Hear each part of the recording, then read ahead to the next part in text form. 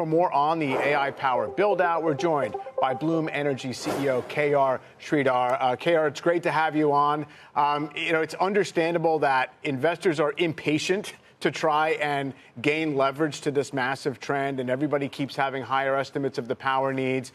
The street is pushing back and saying, look, it can only happen so quickly in terms of the build-out, the pipeline of where you can actually deploy. So how do you characterize where you are in that process? So 2 or 3 things, right? Thank you for having me. The first point is this trend in AI and the spending and the infrastructure build and the benefits we're going to get is secular. It's going to last for a long time, number one. Number two, the immediate need for building the data center infrastructure between now and 2030 is going to be availability of power. This is on-site power in very, very large quantities, 50, 100 megawatts concentrated in a data center. And just today, the U.S. Secretary of Energy, Chris Wright, said between now and 2030, we need 100 gigawatts of firm, reliable power. That's not just going to come from the grid. A portion of it will come from the grid. The rest of it has to be on-site power.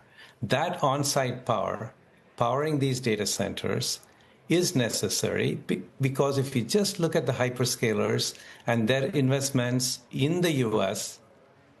in the year 2025, it's closer to $2 billion of capex every single day, weekday and weekend. All that infrastructure, all that capex needs power, and lots of them. And that's where we come in. We are the best choice for on-site power, and we have a technology moat bigger than anybody else, and we are the right solution at the right time for this vital project and program that's important for the country and the world.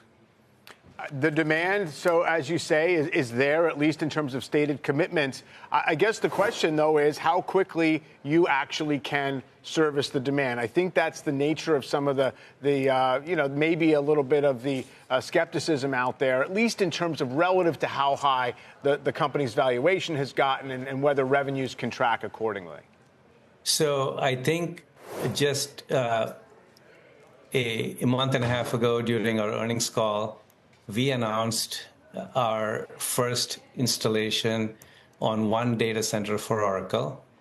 And we publicly made the statement within 90 days, we will have power from the day of signing. I can reiterate that statement right here. We are halfway into that, and we absolutely will have that capacity available to Oracle within those 90 days. So that's the speed at which we operate. We operate at AI speed.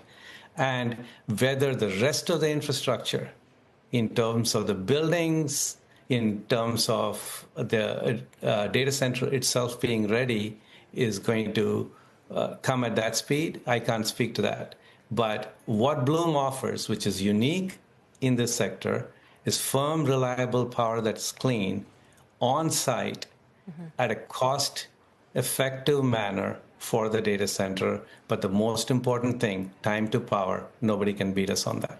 The downgrade today from Jefferies K.R. specifically cites just lack of visibility into 2027, beyond 2026. Year-end 2026 is when you are forecasting that you're going to double your manufacturing capacity from 1 to 2 gigawatts. Can you give us an idea of whether or not you'd be, or when you will be at 100% utilization of that additional doubling of the capacity? There's also this notion that you could go up to 5 gigawatts also in the future.